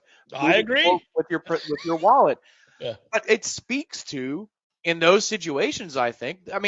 Jake Butt had nothing more to prove against Florida State. And it cost him dearly. He's in a broadcast booth because he played. But he did it, is my point. So that tells you that he felt a pull. Look, I'm not judging whether it's dumb or not. I'm just saying that they do. That in good cultures, winning cultures, groups of guys decide this is the most important thing to me. It's an unbelievable poll. I don't want to poo-poo that. Believe me, I get that. I really do. I don't know. The way the game has shifted, it's not that people have less passion for their teammates and less concern over wins and losses than we did back in the 80s or 90s. No, I'm not trying to say that. It's just that there is so much to be lost financially, and you've worked so hard to put yourself in a position that incredibly few people have ever had a position to be in. I just can't fathom. It doesn't say anything negative about you if you decide not to play. I know there are a lot of old guys out there. Oh, what kind of teammate? No, that's nonsense. It doesn't say anything negative about you. These are exhibition games. Yeah, I agree. They are the exhibition games, but again, look, I'm not trying to argue for playing because I agree. I think that point is archaic. If you have an opportunity, right, to not show up to your desk job for the next week, and so that you can make gazillions of dollars. Right. All you got to do is not show up to your cubicle, and then you're going to get a corner office, and you're going to be making $500,000 a year. Yeah. But you have to stay home for 2 weeks. Like, who the hell is going to the cubicle for the next 2 weeks? All you got to do is not get in a car wreck. All you got to do is not show up late. But if you don't show up at all, that's actually fine. Just pick one. Like, who the hell's going to risk there being a backup on the turnpike so that they don't make their $500,000? So, I get it. But guys do it, and they make the decision, and the line gets blurred for me sometimes because think about it from even like Jermaine Johnson's perspective last year. He has a monster game against Miami. It's in November. The season's pretty much over. That team's not going anywhere. He could have called it quits then. It would have been a talking point for a week, and he still would have been drafted in the first round. So, these guys all have lines where they say, I'm going to continue to push forward. Because if Jermaine had said, I'm shutting it down for the rest of the year after the Miami game, he makes that stop on fourth down or third down to force a 4th and 2, and they punt, we win on 4th and 14. Would you have blamed Jermaine in that moment saying, I've done what I've come here to do. Can't wait to coach up my teammates for the next 2 weeks? Like you and I don't think would have said, I mean, that's a smart decision. Jermaine, job well done. You've advanced our program. Things are more possible here. But guys decide to go beyond, I think, what is reasonable because the bond is stronger sometimes than what is reasonable. Well, and that's, again, we're going to do this in a minute when we talk about solving for the future. We're going to stay right here in this subject matter of Florida State's roster and what it looks like and Jordan Travis and all these other things. But, I mean, I do think when you sign up for a regular season, and those are regular season games that are going to dictate, what kind of campaign you have as opposed to an exhibition bowl game weeks after the end of the season that is kind of just made up for corporate giants to make money. I don't know. Yes, there are different lines. I do think it's a little bit, the impetus to play a regular season game is a little greater. That's interesting. See, I take this to its logical conclusion, which is if you're the player and you do what is necessary to handle. Well, but then you're going to get into questions of, do you shut it down after week 3? Shut it down after week 4? No, because I finally gotten paid. I'm saying, what's the date? What's the time where you decide to shut it down? Like if you decided I have a really good game against LSU next year if I'm Jared Verse, and then let's say I have a projected tackle to go pro and I dominate him. Do I just say, okay, that's it, guys. I showed you I could perform against an elite tackle. I'm not playing anymore. You wouldn't at that point because you have actually gotten the payoff. There is nothing. You're not withholding your services to make, billions of dollars. You've made your millions to get to the NFL level. Is my point. Well, then at that point you would leave now because you're saying, like, I'm saying that a regular season, compiling statistics over the course of a regular season over a lot of games that count. Yeah. If you commit to that, you commit to that. Everybody would have a cutoff if they were being gauged by the NFL and they had advisors. They would say, you've done enough. Week 6, week 4, week 1, week 7. Like that. No, I don't think players are going to do that. Players will take bowl games off because those are nonsense exhibition games. They don't count for anything unless it's a playoff game. I think almost everybody would play in a playoff game. Regular seasons are more important than a Cheez-It Bowl is all I'm getting at. I don't think you would shut it down. I don't think Jermaine would. I don't know. It's a weird conversation. I don't know that we can solve it. You're right. Everybody has a different line. Yeah. I do think I would have been a little pissed at Jermaine if he'd shut it down after the Miami game. That's what I'm getting at. I would have understood it logically where you're going. I would have been like, all right, that kind of sucks, man. You signed up for the regular season. Let's go. What are we doing here? You didn't tell me I'll come play for you for 4 games. I didn't get to start last year at Georgia. I'll start these 4 games and kick ass. That's fair, but I'm saying that's where I think the conversation is going. Unless NIL is so robust that it's taken care of, and these kids. Well, you're right about that. Well, maybe there's a vesting bonus for playing in the bowl. Well, this is where this is all going. You're right. Professional football. You're right. You're absolutely right. It's Jeff Cameron Show, 93.3 Real Talk Radio, Warchant TV. Now, welcome back to A Penny for Our Thoughts, a unique spodcast presented by Pinch A Penny Pool, Patio, and Spas. On the line today to share some thoughts, this is our first caller, Barry Tired. Mr. Tired, what's on your mind? Penny for your thoughts today. Well, I'm thinking I might legally change my name soon because I don't identify anymore as being Barry Tired. Ever since I got my new hot tub from Pinch A Penny in Tallahassee, I've never slept better. After a long day, I just melt into another place and it takes all my stress away. I sleep like a rock and wake up refreshed. I'm thinking I might actually change my name to Barry Happy. What are your thoughts? Rich and compelling. We think everyone should run down to Pinch A Penny and take advantage of amazing prices on hot tubs right now. Over 12,000 square feet of hot tub heaven. We'll talk again next time on Penny for Your Thoughts, a Pinch A Penny Pool, Patio, and Spa podcast. Visit Pinch A Penny on Greer Street today to see their huge collection of over 50 hot tubs on site. Merry Christmas to you. When you need a plumber quick, how long is an acceptable time to have to wait? Hey, it's the Millers again. Just calling you about our little plumbing problem. 2 hours? Hey, we were hoping you can get here soon because the water is getting really bad. I mean, please hurry. 4 hours? I know you said you were on your way, but, honey, tell the kids to tread water. 8 hours? Don't worry about us. We're fine. At M&L Plumbing, you'll never have to wait long for quality, dependable service right when you need it. At M&L Plumbing, we listen to our customers, and our qualified technicians aim to achieve 100% customer satisfaction. So the next time you need plumbing work or repairs, Think of the name, M&L Plumbing, your local plumbing experts, commercial or residential. Give us a call, 850-575-9393, or visit us online at mandlplumbing.com. M&L Plumbing, for all of your plumbing needs. Right here in our hometown is a local spot where you can take a break from all your worries. A place where everybody knows his name is Smitty's Tap House and Grill. Smitty's deep appreciation for fine craft beers and tasty bar treats sets the stage as the ideal local neighborhood pub. Want to know more? Just visit Smitty'sTapHouse.com to check out the full menu. Come see us at Smitty's Tap House and Grill on Thomasville Road, just north of Cary Forest Parkway. You'll be glad you came, where everybody knows his name. Hey everybody, Greg Tish here, and 'tis the season for coffee. Whether you'd like to order some for yourself or for your family and friends to give them that perfect holiday gift, head over to grassrootscoffee.com. Look at their amazing coffees that they have. You can choose your blend. You can choose the style of roast. They will roast it up the same day and get it mailed out to you. Also, let me recommend one thing. Limited edition, the Christmas blend. This is the perfect coffee to have while opening gifts Christmas morning. This medium dark roast features hints of nuts and cocoa with a jolly touch of citrus. This is available for a limited time only. Also, that coffee drink in your life, why not get them a subscription to where every single month they will have fresh, local Grassroots coffee delivered to them. Visit grassrootscoffee.com and order yours today. Grassroots Coffee, locally owned, locally roasted, locally loved. Grassrootscoffee.com. Make every day a holiday with Grassroots Coffee.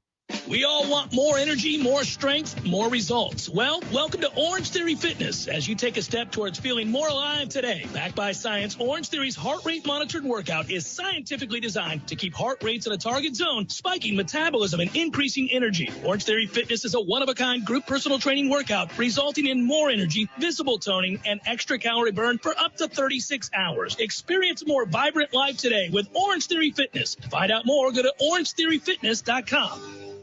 The Jeff Cameron Show, brought to you by Orange Theory Fitness, 2 Tallahassee locations, Midtown on Thomasville Road, and Northside in the Village Common Shopping Center. Online at orangetheoryfitness.com.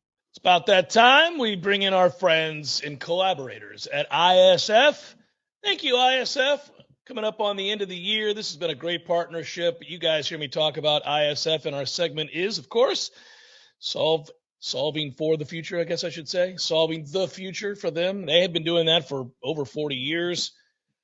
They understand that, hey, look, man, state government and all that stuff can be a convoluted mess, but you have goals and visions and you want to do amazing things. And they're an IT strategy firm. They can help you do that, and they can help cut through the red tape, and they can also enhance your technology to make it far more efficient. They also listen to you and they collaborate with you as opposed to just telling you what their idea is. And that's what you want. You want a collaborator. You want somebody to work with you. After all, it's your vision. It's your goal that you're trying to achieve. And they've done it at ISF.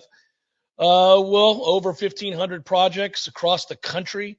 They're located right here in Tallahassee, but they've done 85 unique clients, I think I read the other day. And I know I tell you about the number of people they've worked with throughout 40 different states. So ISF is your ticket there. And we thank them for being great partners of the Jeff Cameron Show.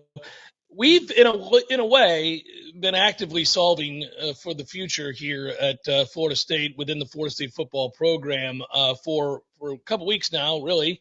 You go back to the end of the season, the win over Florida, and then obviously all eyes turn towards what's the bowl game going to be. But in the interim, where's it going to be played? Who's the opponent going to be?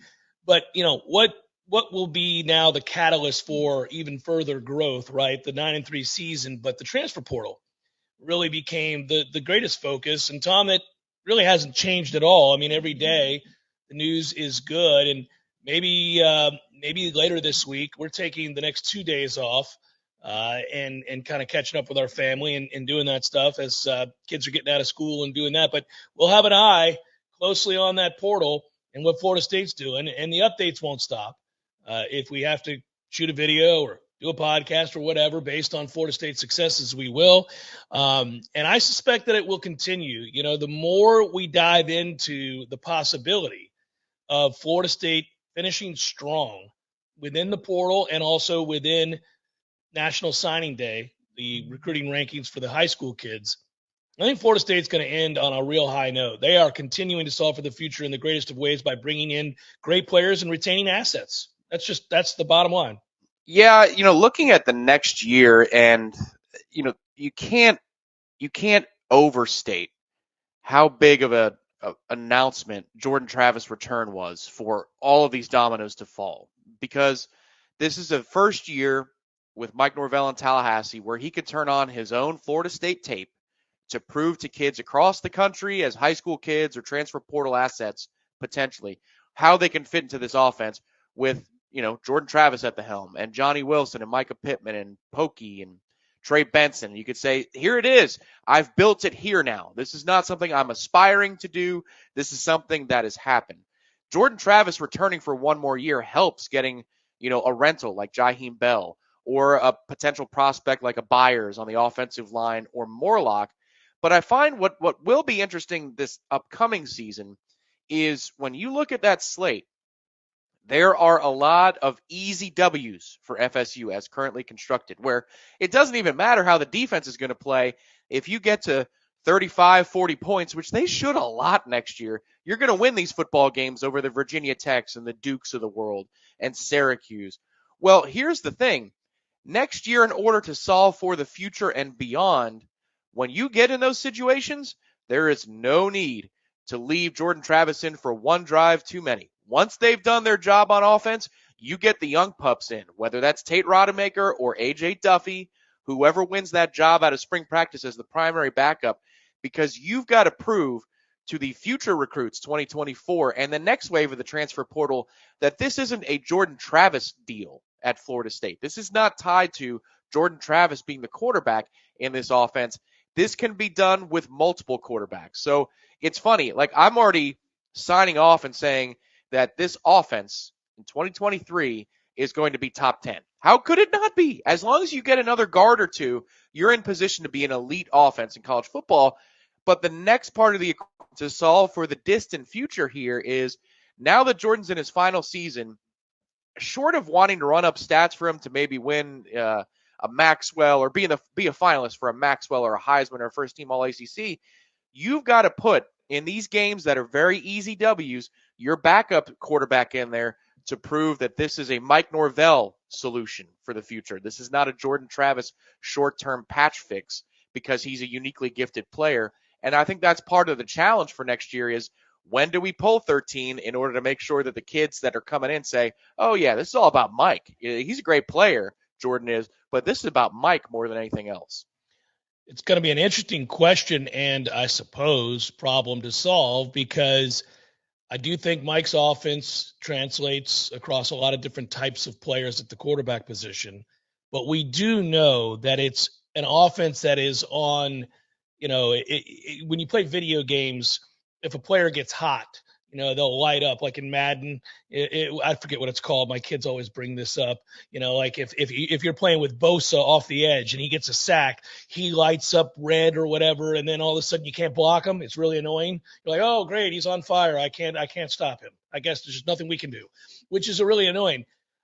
That's Mike's offense with Jordan Travis, because they're going to run the ball with anybody at quarterback. They're going to run the ball successfully with anybody at quarterback. But it is enhanced greatly by the respect defenses have to have for Jordan Travis's legs. Yeah. And Jordan didn't have to run in a ton of games this year. He didn't run hardly at all. And yet they knew he could. And they always had to respect that. And that enhances Florida State's overall rushing attack. So when we move on from Jordan, and we're getting out over our skis here because we've got a whole full year with Jordan next season, and it's going to be great, and we're going to have to enjoy it. But when we move on from Jordan, now it's not as if the backup quarterbacks, plural, are stiffs and can't move. They are athletic enough to make a defense consider that they could keep the ball and change the math. And that's important. I don't think he'll ever really recruit a guy who can't at least hold it, keep it, run it. You know what I mean? I think he's going to have that in his offense. He's going to want that in his offense. And then obviously he's gotten a glimpse of what it looks like if that player happens to be a plus runner. So, the way he recruits from this point forward will probably be to some degree forever changed, because he's now gotten an idea of, oh, well, I already loved my offense. I already loved the concepts. We were run-centric. It opens everything else up for us.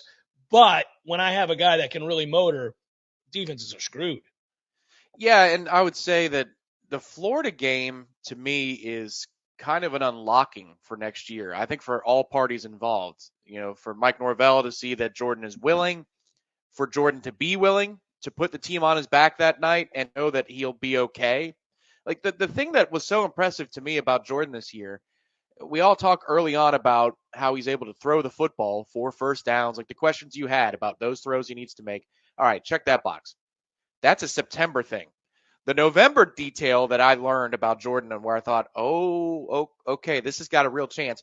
Think about how he avoided contact against Florida, not just when he's running for his life and breaking 4 tackles on that magical run, but then what does he do when he's full speed down the field?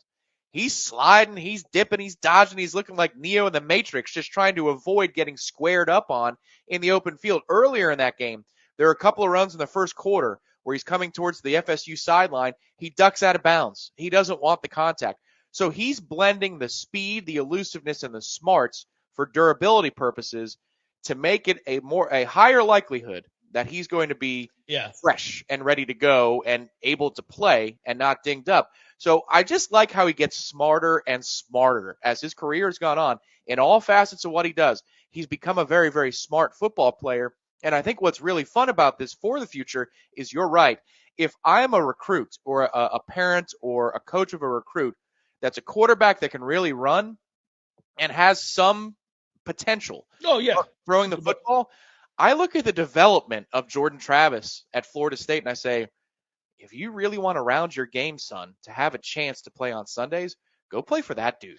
Look at what he's done with a runner and turning that dude into a real quarterback. This is where you should go. And I think they're going to get those phone calls from the other side, meaning the recruit's going to call us, and they might not have before Jordan Travis, but they will now. Somebody asked yesterday on Seminole Headlines, like, what's the path for Jordan Travis to win a Heisman?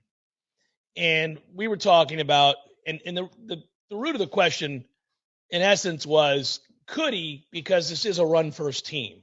Jordan threw, as good as he was this year and as efficient as he was, he threw for less than 3,000 yards. So it's, most of the time when a guy wins a Heisman, you're seeing absurd numbers etching towards 4,500 yards, something like that. You're seeing these numbers like Jameis Winston had, or Joe Burrow had, or even Caleb Williams this year, where they're throwing for 380 yards a game, and then they're adding some rushing yardage too because they're mobile.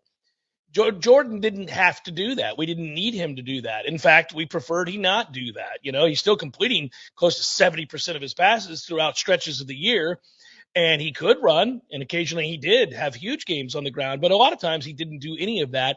And Florida State they don't run at a breakneck speed either. Florida State does not run a gazillion plays. So he's not going to get the numbers he needs in order to win the Heisman. But I would say this about that, as we continue to look at the future and try to solve for it with our friends at ISF. I would say that there's one more step for Jordan Travis to take. He made a monumental leap into the actual role of quarterback this year, as you just alluded to, Tom. He went from, I was asking all the questions last year. I was probably the most vocal of all the guys on the staff because I knew that for Florida State to be great, and I want them to be great, he's got to make big boy throws. He's got to throw in the middle of the football field. He's got to throw when they know you're going to throw. He's got to throw on obvious passing downs when they don't have leverage. So it's not the off-platform throws. We knew he had some of those when he bought time and he made people miss and he got out of the pocket. I needed him to hit that back foot, fire with good technique into tight windows in the middle of the football field, which opens up the rest of the football field. I knew he could throw the deep ball down the sideline. I needed to see the square in on time. I needed to see the slant. I needed to see the hitch. I needed to see all that stuff, right? Well, we got the best version of Jordan Travis we could have ever envisioned. It was unbelievable how good he was. But he's still not fully realized, because if he's going to play on Sundays and he's going to continue to improve his game, And he can. I'm done doubting Jordan Travis. I've already said that. I'm done doubting. I'm not going to think he's done. I think he can get better. And where can he get better? Anticipatory throws. And why do I think that'll happen? Because he has a complete understanding of the offense. And moreover, not only did he prove he had a complete understanding of the offense this year, guess what else happened? He developed trust.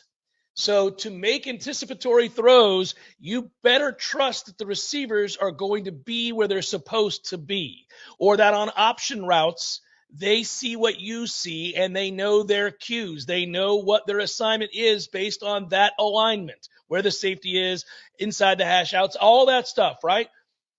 That is timing, that is rhythm, that is trust with a capital T.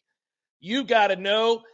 I know Johnny Wilson knows where to be. He sees what I see pre-snap. I'm going to throw it here now.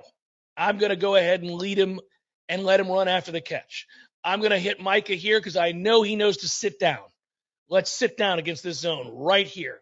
And the ball's coming out now. If he does that, his passing yards per game will go up regardless if they run it at the same pace they did this year. If he does that, guys will have more opportunities to run after the catch than they did this year.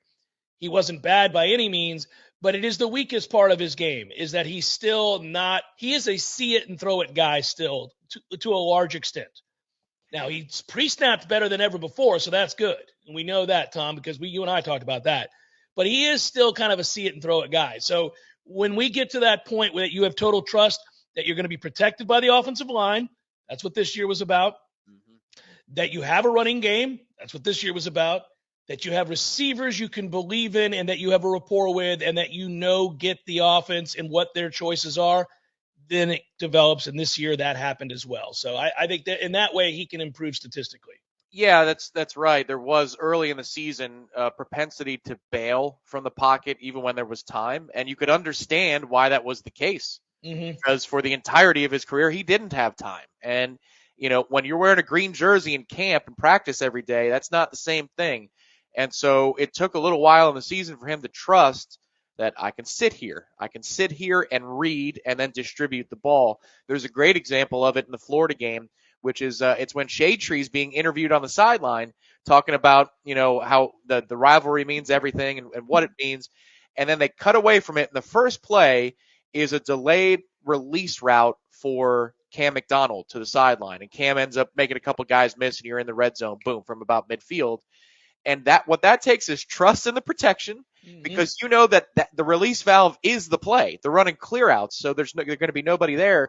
But that requires you to stand there and wait and wait and wait and then let go of the football, things that he was not capable of earlier in the season. Just because, again, the instinct was they're not going to be able to hold up for me, so I got to go. But you're right also in the second level about the receivers. Johnny and Micah are now in the system for a second year. Don't undervalue that, because they're going to know the sight adjusts and the concepts. Because how many times did you see this season where Jordan on a play is doing this thing? He's like looking and he's pointing and the guy goes, you should do this and that. So they weren't always on the same page. That should be something that happens a lot less often. But the one thing I'm concerned about, if you're trying to make a case that Jordan is going to be a Heisman candidate, first of all, I think it's the first game of the year. You can't lose it. You can't lose the LSU game. If you lose the LSU game, then he's out. Because this schedule is so damned easy, there aren't enough high-profile games for Florida State. LSU is one of them. Florida's got a really good shot at the end of the season to be a high-profile game. Clemson, of course. But then look at this. I mean, Miami, it might be just because it's the brand, but it's certainly not going to be because of the aptitude of the Miami Hurricanes. Boston College, Syracuse, Wake Forest, Duke, Virginia Tech, Pitt. I mean, where are those high-profile games that are going to be on prime time just because it's Florida State versus number 12 so-and-so? That's part of the factor when you're going to be a Heisman candidate, is that you're in the spotlight a lot. Fox does it with the Big Ten teams. They always put them at noon, so you're going to be in that midday or that early day prime window. USC is going to be on 8 p.m. every week, I think, next year. I mean, there's no doubt about it that they came close enough this year that, Caleb coming back and whatever, he'll be in the driver's seat for the Heisman next season. I just don't know with those opponents that there's going to be enough reps and then enough eyeballs on the TV sets for a guy like Jordan to be able to compete for a Heisman. I think it's more likely that a Trey Benson would compete for a Heisman because you could keep him in as you're trying to assert and then, put the final nail on the coffin against your opponent. Yeah, that was the other part of it, is that Jordan is up against it in the fact that he's got a guy in his backfield that's going to be possibly a Heisman candidate or certainly an All-American type running back. And at that point, that'll take away some of the shine. And also, you got to feed that guy. He's a beast. He makes life easier on everybody else. And if Benson's healthy and running strong as he did in the second half of the season, he's your feature. I mean, Jordan's a great player, but that would be your feature. And just put it another way, because the Heisman is about appearances and perception. It's not about reality. Jordan's going to be the most important player on the offense. There's no doubt about that. He's going to be the most important player on the offense. But if Jordan has an opportunity to put up astronomical numbers, then we are hiring a new defensive coordinator in 2024. It's the only way that that's possible. Well, and that is a question mark and a longer discussion for another day, because I think we already have that discussion ongoing. It's a through line on the Jeff Cameron Show in which I frequently mention that there are candidates that are available that I'm just saying we should maybe have a conversation with. It's Jeff Cameron Show. That was Solving for the Future with our friends at ISF. We'll come back and wrap up momentarily. Hang in. Tallahassee, it's Sarah with Seminole Auto Glass. You're probably driving right now, which means you're surrounded by glass. Did you know that each piece is made differently? Your windshield is 2 sheets of glass with a thin plastic in between. This allows it to take an impact without going all the way through. Side and back glasses are typically tempered. This strengthening process is what allows them to be shattered in the event of emergency. Regardless of the glass or how it breaks, we can help. Trust your local auto glass experts. Seminole Auto Glass, proudly serving the Big Bend for over 15 years. Better call Seminole.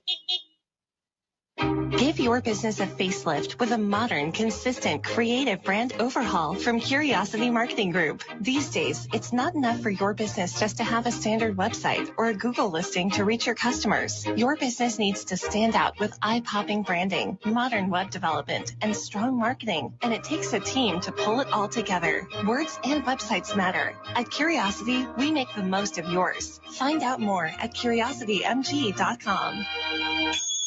I used to fight almost on a daily basis working on my business website. I'm a pretty smart guy, but I could never get it to function the way I needed it to, and I was losing customers because of it. That's when I called Curiosity Marketing. They listened, they understood, we collaborated, and in the end, they delivered beyond my highest expectations. Now, I can barely keep up with the work. They say the future belongs to the curious, and now I'm excited about the future of my business. Find out more at curiositymg.com. Physical stress on our bodies can take its toll as the years go by. Whether you're looking to get back into an old sport or just want to spend more time outdoors to explore all life has to offer in our beautiful city, the dedicated team at TOC is here for you every step of the way. You can trust TOC for all your orthopedic needs. And now, scheduling an appointment has never been easier. Just visit teamtoc.com and click schedule online. That's teamtoc.com.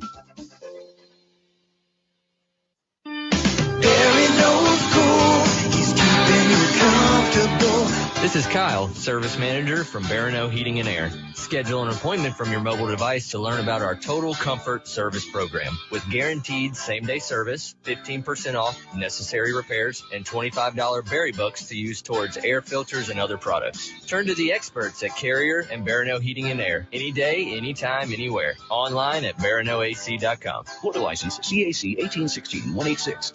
There's fun to be had every night at the Corner Pocket. Take home prizes on Trivia Tuesdays and Beer Bingo Thursdays. And kickstart your weekend with Martini Fridays. Plus, happy hour runs every weekday and game day specials every time the Noles take the field. Watch all the best games at the Corner Pocket's Vegas Wall, featuring 560 inches of flat screen TV heaven. Oh, really? The best food, the best drinks, and the best place to watch all the games. Tallahassee loves the Corner Pocket. Wrapping it up on the Jeff Cameron Show. Once again, I want to say a wholehearted, as we did at the beginning of the show, thank you to everybody who contributed and participated in our efforts to aid the Guardian Ad Litem and their efforts to get toys and presents and gift cards to children who are disadvantaged and unfortunate and in sometimes impossibly difficult situations. And now at least momentarily, a little infusion of goodness or moments of happiness for them will happen because of your kindness and their efforts. And so I really do appreciate it. And I try to express that as best I can on a regular basis. You're trying to balance that. It's a trick. Like there's a fine line between being effusive and over the top, but then it comes across as maybe it's not genuine. I assure you, it is genuine. Me and Tom were both incredibly touched as we sat there and saw you guys walk in last night to District 850, and thanks to them for housing the event again this year. It was awesome, and they're great hosts. But as you guys came in, so willing to give, and asking what else you can do. And I talked to a lot of people last night, many of whom I had never met before, by the way. There are a lot of people we knew there, a lot of familiar faces, which is always nice, guys and gals that help out every year, but also people that I've never met before that just came up and said, hey, I've wanted to come by before. This is the first year I've had a chance to do it. And we really think it's great that you're doing this. Well, that's the easy part. We happen to have the megaphone, and we're able to get the message out there. But you guys have to do the heavy lifting by showing up, by participating, by giving presents, giving donations, helping the folks at the Guardian Ad Litem who are working hard year-round for this cause. So thanks again to all of you. We appreciate it. It was a fun night. And I'll be honest, Tom, I didn't think this year would go off as smoothly as it did. Partly because our roles have changed since we've last done this, and it's gotten, with the transfer portal being a big part of the talking point of the day right now as we build towards signing day and this window closes. It's a much more active time of year than it's ever been in the past, and so for the days, at least our work days and workflow of those days, they're really kind of muddied by the information that's coming in. Seemingly for a couple of days, they're hourly of players that are wanting to transfer in and players that we're retaining and information and videos that we got to do. It's a great part of our job. It's awesome. And it's been really successful for Florida State, but it's taken up more time this time of year than it had in the past. You couple that with the loss of our dear friend, and I say loss as in she moved. She's alive and well, everybody. Alicia, who did so much work for us, and I want to acknowledge her in this moment, that I thought, oh, man, Tom and I just haven't had the time to dedicate to this fully what we should.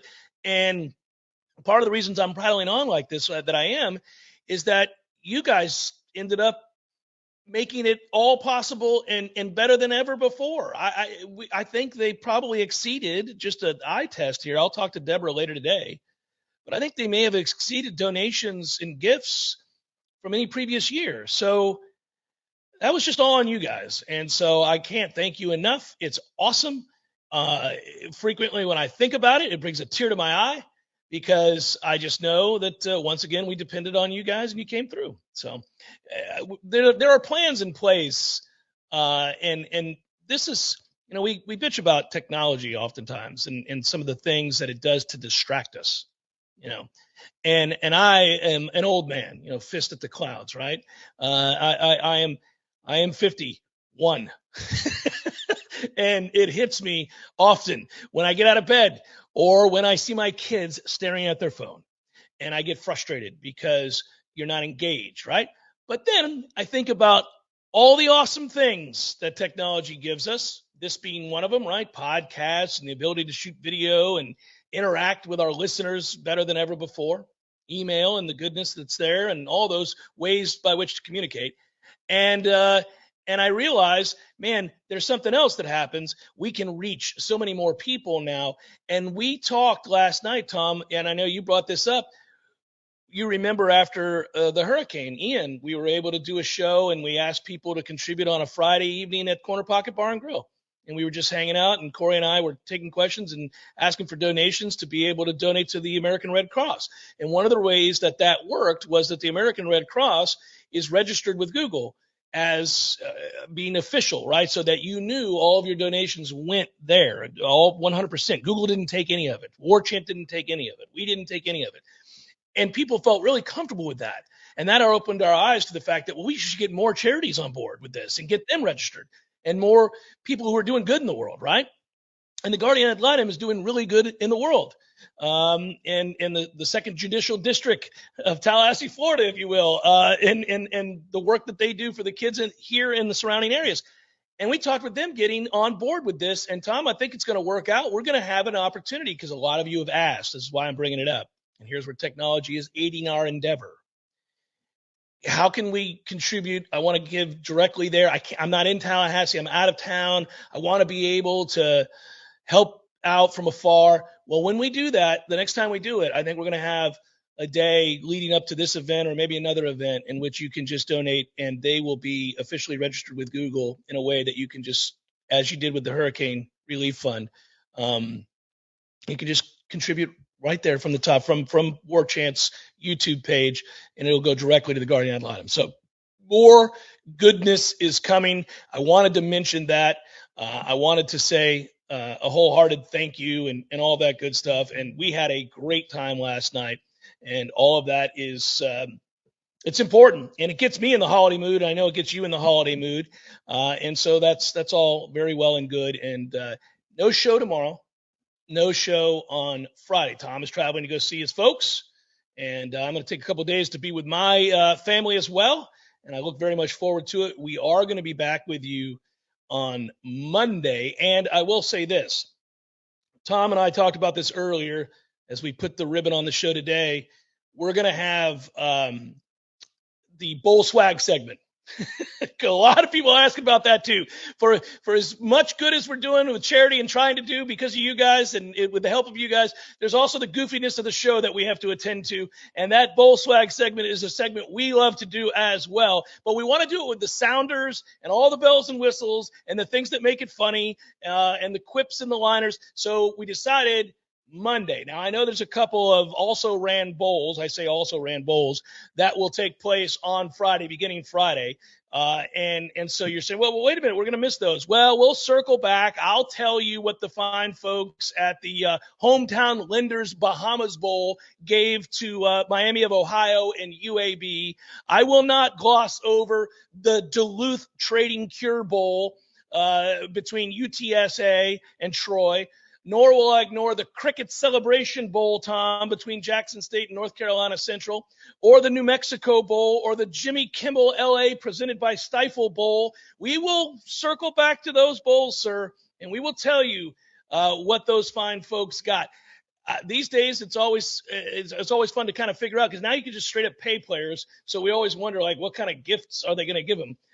So we'll see. Well, you got to justify and write off some expenses if you're a bowl committee to make yourself look more legitimate, even though you're stealing.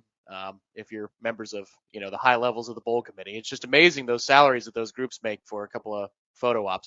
I'm sure, though, the bowls that Florida State is tied into with the ACC do none of that, though. I don't want to implicate anybody, say at the Orange Bowl or the Cheez-It Bowl or the Duke's Mayo Bowl or next year for the New Year's Six games that we're certainly going to be a part of. I'm sure none of you Correct. do. All I'm saying is maybe for some of these lesser bowls that they've got to write some things off. So whether or not NIL is a thing now, maybe that means they can increase the payout to the kids, because I think it used to be somewhere in the neighborhood of $400 or $500, and that's where the Orlando bowls, which are always good, they had always pushed the envelope. The Citrus Bowl and the old Champs Bowl and now the Cheez-Its Bowl, both of them are sponsored by Cheez-It. But remember, they always gave the $400 gift card to Best Buy. Like, they always pushed it to that next level. So Orlando was always a good payday among the 30 some odd bowls that we have to consider every year. So of course, never the bowls that we're going to, just some of these other bowls. They got to trim the fat a little bit and make sure that the players get a part of the equation. Safe travels, sir. Really quick, I'm going to make mention you can ride on out of here if you want. I didn't tell you I was going to do this, so I am going to do it really quickly. And I'm going to preface this because people get nervous. If you bring up potential controversial subjects, this is not even a controversial subject per se. It's an acknowledgement. It's a day to commemorate, unfortunately, and I hate saying it that way. It is the anniversary of. It's another thing that feels odd to say, of the slaughter that occurred 10 years ago today, December the 14th, 2012, at Sandy Hook Elementary School. In which 20 children's lives were lost between the ages of 5 and 10. It's breathtaking even still to say these days. 6 adults as well, many of them teachers, gunned down.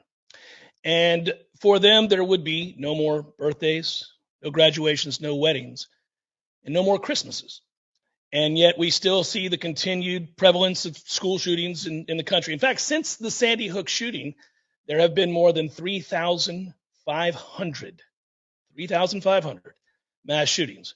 Again, not going to go on and state the obvious that we, meaning the adults, have failed our children. None of that stuff. You guys already know that. Those numbers tell you that. I am, however, going to note this horrific anniversary and hope that, I suppose, as people and as a country, that somehow we can steer away from not debate. Debate's good, but the sort of vitriolic divisiveness that leads to occasional confrontation and violence, obviously, and instead steer more towards love and compassion and a path towards some change. So on this day, this awful anniversary, obviously, I'll say what you're probably thinking to some degree if you're not screaming at me. Tell everybody that you know, that you care about in this world, that you love them. And we'll be back with you on Monday. And I look forward to it. Have a great weekend and be well, everybody. Peace.